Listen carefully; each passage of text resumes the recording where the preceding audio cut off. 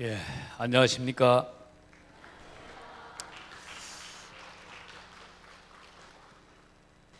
우리 주일학교 꼬마에서부터 우리 교회 최고 어른이신 실버 할아버지 할머니들까지 연습들을 많이 하셨네. 그렇죠? 예. 또 연습하시면서 많이 즐거웠을 것 같고, 또 많으신 분들에게 예수님을 만난 마음을 또 이렇게 표현하고 싶으셨던 것 같습니다. 제가 성경을 한 구절 좀 읽어보겠습니다. 요한복음 4장에 보면 25절에 이런 말씀이 있습니다. 여자가 가로되 메시아 곧 그리스도라 하는 이가 오실 줄을 내가 아노니 그가 오시면 모든 것을 우리에게 고하시리이다. 예수께서 이르시되 내게 말하는 내가 그러라 하시니라. 두 절만 제가 읽겠습니다. 몇 년 전에 우리 이제 박 목사님께서 멕시코 또르까라고 하는 도시에서 대학생들 한 2,200명 이렇게 왔는데요. 거기서 이제 그 청소년들을 지도하고 있었습니다. 그때 이제 그 목사님이 호주머니에서 휴대폰을 꺼내시고 여러분, 나의 강연이 마치고 난 뒤에 여러분들이 그 아버지한테 휴대폰으로 통화를 하십시오. 그런 얘기를 했어요. 무슨 통화냐면, 아버지, 제가 지금 여기 청소년 캠프에 왔는데 너무 좋아요. 그라시아스 합창도 좋고요. 마인드 강연도 너무 좋아요. 참 행복해요.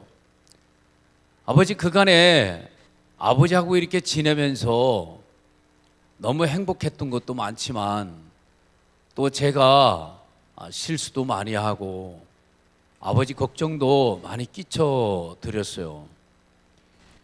아버지도 여기 한번 오셔서 그라시아스 합창도 한번 들어보시고 또 마인드 강사님의 강연도 한번 들어보시면 너무 좋겠어요.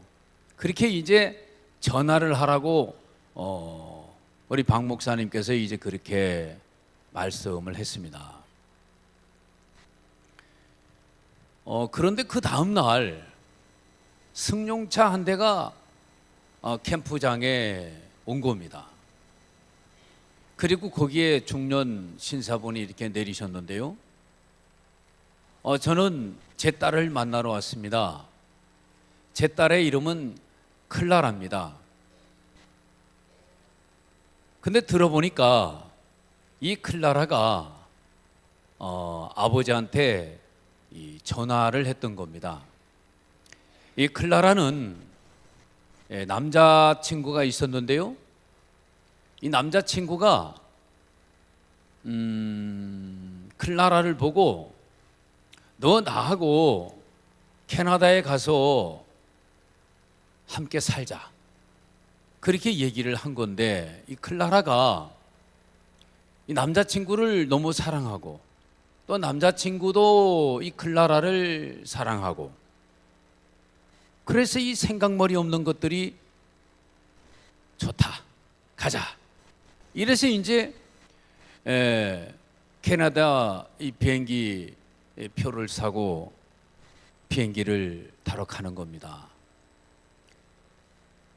동양 아버지뿐만 아니고 서양 아버지도 마찬가지죠.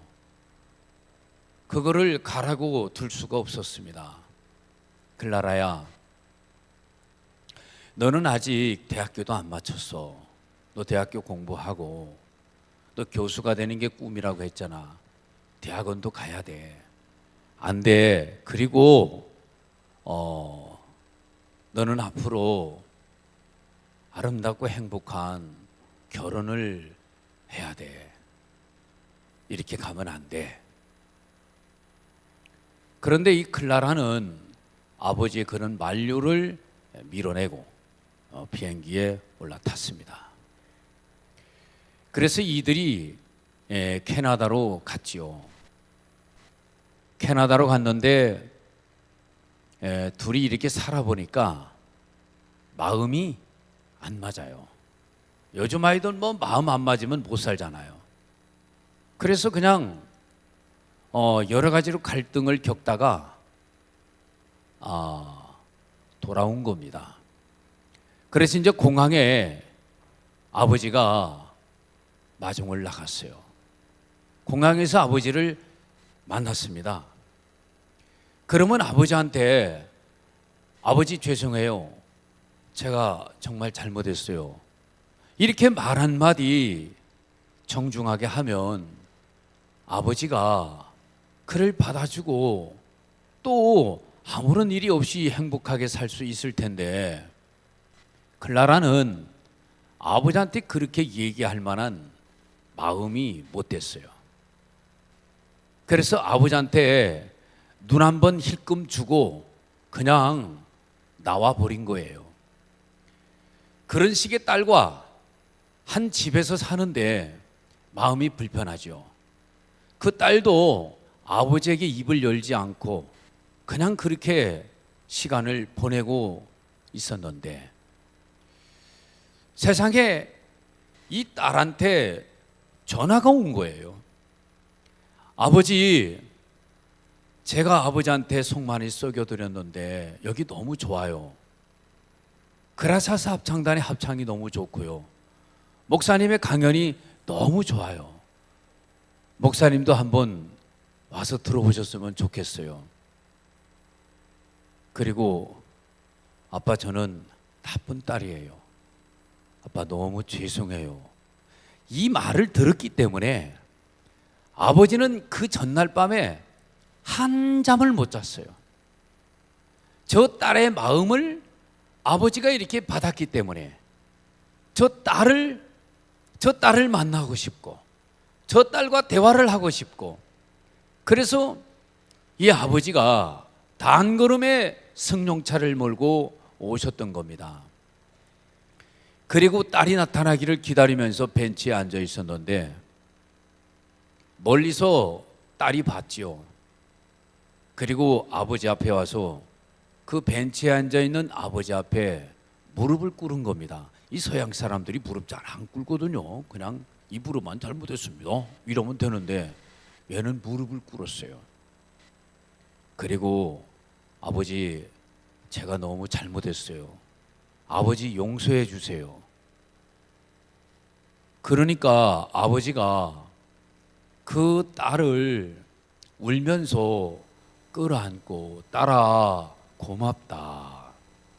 근데 이제 같이 그 캠프에 참석했던 그간에 알고 지냈던 친구들이 한 20-30명이 되는데 그 20-30명 되는 아이들이 우르르 그렇게 몰려와 가지고 그렇게 박수치고 그렇게 이제 환영을 했습니다. 2년 뒤에 우리 이제 박 목사님이 멕시코를 또 들릴 일이 있었는데 그때 이제 클라라가 나타났어요. 그리고 아빠하고 같이 왔는데 목사님, 저 몇 달 후에 저 결혼해요 하면서 이제 결혼 소식을 전해줬는데요. 지금 참 행복하게 그렇게 이제 살고 있다는 얘기를 들었습니다. 저희들은 전 세계를 다니면서 많은 청소년들의 문제들을 듣습니다. 그리고 그들의 문제들을 듣고 거기서 또 이야기를 하면서 마음에서 풀어주고 또 맞췄던 분들과 만나서 또 해결해주는 그런 일들을 하고 있습니다. 요 가까이 광주에는 우리 박희진 목사님이라고 계시는데요. 이분이 참 그 어린 시절에 굉장히 그 어렵게 사셨습니다. 경상남도 그 합천에 그 반포라고 하는 오도산 밑에 아주 그 시골 동네 정말 이름만 들어도 부유한 사람이 없을 것 같지 않습니까? 오도산 밑에 계곡에 거기서 사실은 우리 박예진 목사님 축구 선수가 되는 것이 꿈이어서 인천의 축구 학교를 다니고 있었는데 이 폐병 때문에 다니다가 고향으로 돌아왔는데 그 나이 차이가 형님하고 굉장히 많이 나더라고요. 한 30, 25세 이상 그렇게 차이가 나요. 그러니까 형님이라고 하지만 이렇게 보면 아버지 같아요. 근데 이제 그 형님이 한 번은 와서 희진아, 너는 폐병이다. 폐병은 나을 수가 없어. 기적이 일어나면 모를까? 죽을 수밖에 없다. 그런데 네가 여기서 죽으면 말이야, 그건 전염이 되기 때문에 네 조카한테도 또 가족한테도 그 폐병균을 옮기면서 가족에게 계속해서 폐병으로 죽어 넘어가는 이런 일이 벌어질 수가 있어. 미안하지만 너는 가족을 위해서 나갔으면 좋겠다.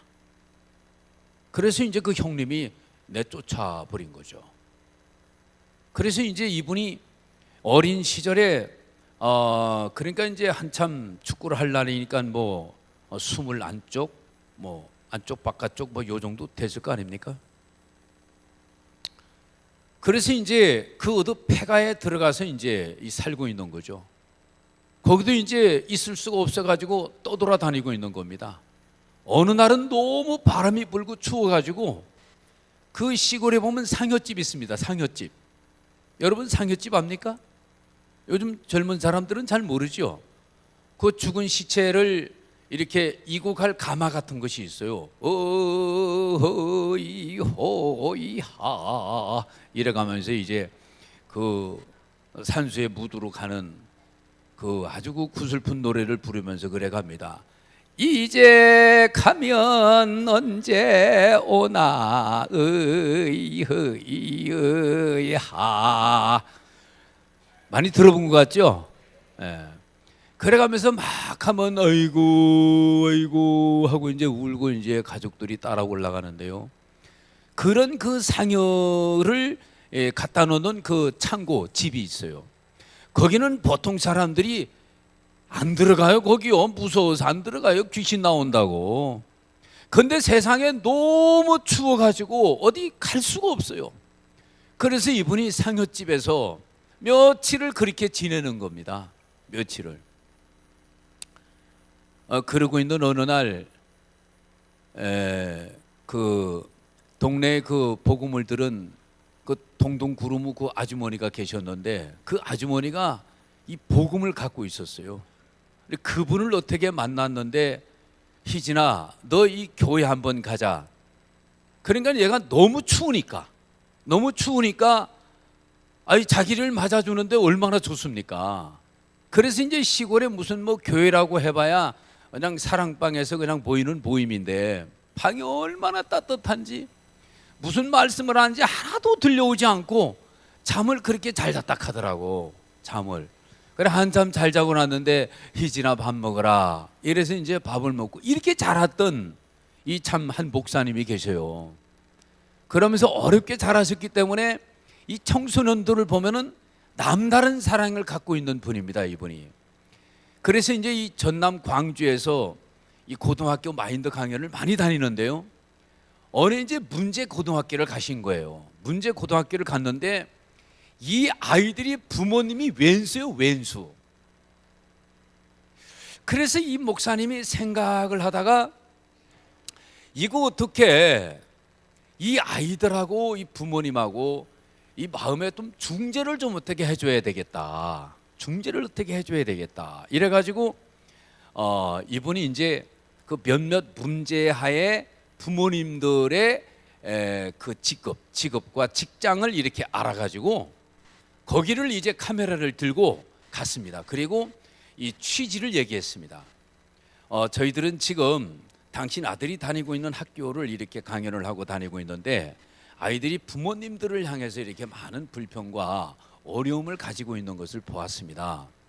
우리가 몇몇 가지 이렇게 질문을 할 테니까 아버지의 꾸밈 없는 이런 얘기를 이렇게 하시면 저희들이 동영상으로 찍어가지고 아이들한테 아버지 마음을 아버지 마음을 한번 전달해 드리고 싶습니다.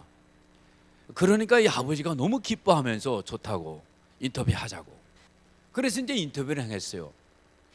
혹시 선생님은 아들이 아버지에게 어떤 존재라고 생각합니까? 그러니까 아버지가 내 아들 안무거 씨는 나의 전부입니다. 내가 그 녀석을 너무너무 사랑합니다. 그런데 내가 이 아이들을 너무 귀엽게만 키워줬더니 이 아이들이 자기만 알고 전혀 이기적으로 자라다 보니까 아버지의 심정을 전혀 모르고, 제가 사업이 한때 잘 됐을 때는 이 아이들한테 돈도 많이 줬죠. 그런데 이렇게 사업이 안 돼가지고 부도를 맞아가지고 어렵게 되다 보니까 내가 아이들한테 이렇게 마음껏 해줄 수가 없게 됐습니다. 그렇게 되면서 이 아이들이 이 애비를 향해서 가지고 있는 마음들을 제가 보면서 너무 속이 상했습니다. 내가 이 자식한테 아버지가 이 정도밖에는 안 되는 것인가? 속상해가지고 어떻게 그 아이들을 대한다는 것이 소리 지르고 또 때리고, 내가 이렇게 표현을 했는데 사실은 저는 제 아들이 전부입니다.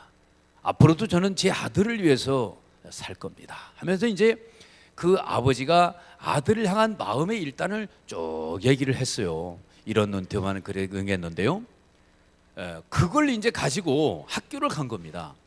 학교를 가가지고 아이들한테 말없이 그냥 그걸 딱 들어준 겁니다. 그걸 딱 들어줬는데 아이들이 누구 아버지, 누구 아버지, 누구 아버지 하고 이제 나오는데 이 아이들이 그걸 들으면서 아이들이 우는 거예요. 아이들이 우는 거예요. 왜냐니까 이 아이들은 아버지하고 한 번도 대화를 나눠본 적이 없고요. 아버지가 저런 마음을 가지고 있는 줄은 꿈에도 상상을 못했던 거예요. 자기들이 가지고 있는 아버지를 향한 마음과 아버지가 자식을 향해 가지고 있는 마음은 너무너무 다른 것을 이 아이들이 본 거죠. 그래서 그 놀고 있는 아이들한테 또 인터뷰를 했어요. 아버지에 대해서, 가정에 대해서, 너의 마음에 대해서. 이 아이들이 또 그들의 마음을 또 울면서 얘기를 했습니다. 그걸 아버지에게 보여줬습니다. 아버지는 일손을 나눠놓고 내 아들을 만나보고 싶습니다. 아들을 만나보고 싶습니다. 그래서 이제 아들하고 아버지하고 만나는 장면을 또 이렇게 동영상으로 찍었습니다. 그래서 이제 그 아들하고 이제 부모님 간에 이제 많은 교류를 이렇게 만나게 해줬죠. 이것을 광주 교육청에 이제 우리가 이 고등학교 다니면서 마인드 교육하겠다 하면서 이걸 보여준 겁니다. 이 교육청에서 깜짝 놀란 거예요. 한 번도 자기들은 이런 생각을 해본 적이 없단 말입니다. 그래서 이제 우리 박희준 목사님한테 사실은 이 마인드 강연을 그 전남에 있는 모든 고등학교에 이렇게 해달라고 요청을 하는 이제 이런 얘기를 제가 들었습니다. 저들은 특별한 방법이 아니고요. 이 청소년들과 이 대화를 나눕니다.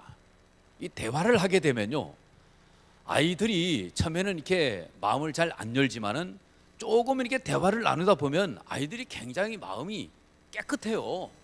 그래서 이제 마음에 있는 얘기를 이렇게 막 하다 보면요, 문제가 그냥 대번 풀려요. 자기들한테는 큰 문제지만은 우리가 들어보면 그렇게 큰 문제가 아닌데, 대화만 하면 될 수 있는 일들이 너무너무 많은데 이 대화가 이게 단절돼 가지고 아이들의 마음속에 큰 문제로 이렇게 비화되는 일들이 굉장히 많은 걸 보았습니다. 우리가 이제 이번에 크리스마스 칸타타를 봤습니다마는 그 안나라는 꼬마가 나와요. 그 꼬마가 자기 옳은 주장이나 자기 생각을 꺾지 못하는 거, 그거 하나 때문에 가정을 발칵 뒤집어 놓고 가정의 불행을 갖다 주고 온 동네를 뒤집어 놓고 온 동네를 혼란에 빠지게 만드는 것을 우리가 봤습니다. 근데 그 아이가 굉장히 행복해하는 모습을 우리가 봤는데요, 그건 다른 것이 아니었어요. 그거 잘못한 것을 깨닫게 됐어요. 그래서 그가 자기가 잘못된 사람이구나, 내가 틀린 사람이구나, 이것이 그 안나에게 비춰지게 되면서 아빠 내가 잘못했어요, 내가 잘못했어요, 아빠 내가 미안해요, 이렇게 자기 마음 한번 꺾고 내려놨는데 그 집안이 너무너무 행복해지고 이 아이도 행복해지는 거예요. 그 마음을 동네에서도 그렇게 표출하게 되니까 이놈 때문에 경찰 아저씨도 굉장히 그 마음이 어려웠는데 그 마을도 이렇게 행복해지는 것을 이제 보는 그런 이제 그 크리스마스 칸타타 제 2막에서 우리가 볼 수가 있었는데요. 사실은 이런 행복이나 이런 참 즐거움이라는 것은 가족 간에도 이렇게 마음만 소통이 되지면은 얼마든지 이렇게 아름답게 살아갈 수가 있는데 마음에 있는 이야기들을 다 꺼내놓고 얘기할 수 없는 그런 분위기 때문에 행복해야 될 가정이 행복하지 못하는 일들이 너무 많은 걸 봅니다. 사실은 예수님도 그렇습니다. 예수님도 어느 날 사마리아의 모 여자를 우물가에서 만났습니다. 그 사람하고 예수님이 하는 얘기는 대화였습니다. 대화를 걸기 위해서 우물가에서 우물을 기르러 온 여자한테 나에게 물 좀 달라고 했죠. 여자는 깜짝 놀랐습니다. 그 나라 풍속에 남자가 여자한테 말을 걸고 물을 달라 이런 풍속이 아니었어요. 우리나라하고 좀 비슷했던 것 같습니다. 그래서 여자가 놀라면서 얘기를 했습니다. 아니 당신은 유대인의 남자라서 어떻게 사마리아 여자한테 물을 달라고 할 수가 있습니까? 그러니까 예수님이 하는 말이 당신이 지금 내가 누구인 줄 알고 하나님께서 인생들에게 주는 선물이 무엇인 줄 알았다면 당신은 나한테 물을 달라고 했을 것이요. 그러면 나는 당신한테 물을 주었을 것이라고. 그러니까 여자가 또 놀라는 거예요. 아니 이 사람은 물 기를 만한 두레박도 없이 이 우물은 지금 굉장히 깊은데 어떻게 나에게 물을 준다고 하는가? 그래서 궁금한 걸 얘기했더니 이 예수께서 하시는 말씀이 당신이 이 물을 먹지만 당신은 목이 또 마를 것이요. 그러나 내가 주는 물이 있어. 내가 주는 물을 마시게 되면 영생하도록 솟아나는 샘물이 될 것이요. 이러니까 세상에 여자가 놀라운 얘기를 해요. 무슨 얘기냐면 그 물 내게 주세요 이러는 거예요. 저는 그 대화를 보고 깜짝 놀랐어요. 웬만한 여자 같으면은 막 뭐라 할 거예요. 당신 누군데 나를 희롱하느냐고 말이지. 그런 물 있으면 당신 마시면 되지 왜 나한테 물을 달라 해가지고 쓸데없이 이렇게 말을 걸고 그래? 이러면서 한마디 할 텐데 이 여자는 그렇게 말하지 않고 그 물을 내게 주사 나로 하여금 다시 이 우물에 물을 길러 오지 않도록 해주세요. 이렇게 된 거예요. 그러니까 예수께서 하시는 말씀이 남편을 불러와라 그렇게 된 거예요. 물을 얘기하다가 남편을 불러와라 이러니까 이 여자가 또 깜짝 놀라면서 아이고 저는 남편이 없습니다. 예수님이 맞다. 너는 남편이 5이나 있지만 그분들은 네 남편이 아니니라. 여자가요 또 한 번 놀라지요. 처음 만난 분이 자기 가정사 이야기, 자기 사적 생활을 이렇게 뻔히 알고 있는 것을 봤을 때 얼마나 놀랐습니까? 그 대화를 통해서 이제 이 여자가 뭐라고 얘기하냐면은 맞습니다. 저들은 모든 인생 문제를 풀어줄 수 있는 메시아를 기다리고 있습니다. 그분이 오시면 이 모든 문제를 풀어주리라고 우리는 믿고 있습니다. 이렇게 얘기할 때 예수께서 지금 네게 말하고 있는 내가 그 메시아야 이렇게 얘기를 합니다. 그러니까 여자가 깜짝 놀라면서 이분이 메시아구나 하고 받아들이게 되는 거예요. 놀라운 것은 말이죠, 유태인들은요 기본적으로 메시아에 대한 지식을 갖고 있고요 메시아를 기다리고 있습니다. 그렇기 때문에 메시아라는 것이 인정만 딱 돼버리면 그 자리에서 구원을 받고 변화를 입어요. 아 세상에 이 여자가 네게 말하고 있는 내가 바로 그 메시아다, 네가 그대로 기다리고 있는 바로 그 그리스도야 라고 말을 하게 될 때에 여자가 그 자리에서 그 예수님을 메시아로 받아들이게 됩니다. 그러면서 여자는요 그 더럽고 추악한 죄를 다 씻겨지는 은혜를 입게 됩니다. 여자 마음에 변화가 생겼습니다. 자기를 향해서 환양년이다, 더러운 여자다, 손가락질하고 있는 동네 여자들, 평상시에 그들을 만나기 두려워서 우물가에 물 들어오는 것을 거부하고 살았던 여자인데 그 동네에 들어가 가지고 얘기를 합니다. 여보시오, 동네 여인들이요, 나한테 말한 이분을 봐서 한번 들어보세요. 이분이 그리스도가 아닙니까? 이러면서 자기를 손가락질하고 비아냥거리고 있는 그분들 앞에 밝게 나타나 가지고 예수 그리스도를 증거하고 나타내는 이런 사람이 자기 동물에게 돼버린 거예요. 중요한 것은 이 사람 마음에 변화가 일어났다는 것입니다. 저는 많은 청소년들을 대화를 하다가 예수님을 소개시켜 주게 되면요, 이 아이들이 예수님을 마음에서 만나면서 그 자리에서 바뀌는 것을 보게 됩니다. 그것은 옛날이나 지금이나 똑같은 걸 봅니다. 예수님은 가정의 평화를 주지요. 예수님은 삶의 희망을 줍니다. 그냥 교회를 다닌다고 그런 희망이 오는 건 절대 아닙니다. 예수님이 더러운 마구간에 출생하셨던 것처럼 여러분 마음에 출생하시게 되면 여러분들이 안 바뀔 사람이 없습니다. 여러분들이 지난날 삶이 새롭게 변화되기를 원하고 있지만 여러분들의 노력을 해봐도 되지 않지요.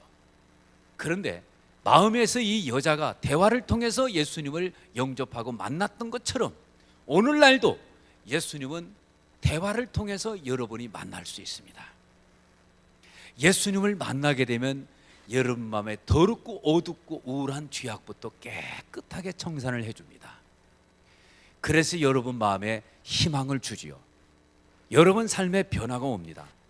그 한 사람의 변화는 여러분 가정을 밝게 만들어 줍니다. 우리는 많은 청소년들을 만나서 그들의 우울했던 삶을 우리가 특별한 재능을 가지고 그들을 바꾸는 것은 아닙니다. 우리가 만났던 예수를 그들의 마음속에 넣어주게 됐을 때 그들의 마음에 변화가 일어나고 가정에 행복하게 되는 걸 봅니다. 마구간은 소똥과 또 오줌 더러운 것들로 얼룩져 있었지만 예수님이 탄생한 이후 유황이 오고 황금이 오고 몰약이 왔던 것처럼 여러분 마음에 예수님이 탄생하게 되면 더러운 죄악이 있었지만 그 죄악이 깨끗하게 사라지고 빛나는 황금의 영광처럼 하나님의 영광이 여러분 마음에 깃들고 영생이 여러분 마음에 깃들고 여러분 삶의 유황 같은 아름다운 그리스도의 향기를 풍기면서 살기 때문에 여러분 가정과 여러분 주변이 행복해지게 되는 것입니다. 이런 성탄절에 여러분의 개인적으로 이런 성탄이 있게 되기를 바라고요. 여러분 가정이 그래서 행복해질 수 있게 되기를 바라는 것입니다. 앞으로 여기 오신 분들 자주 이렇게 만나서 이런 이야기 좀 깊이 나눴으면 좋겠습니다. 감사합니다.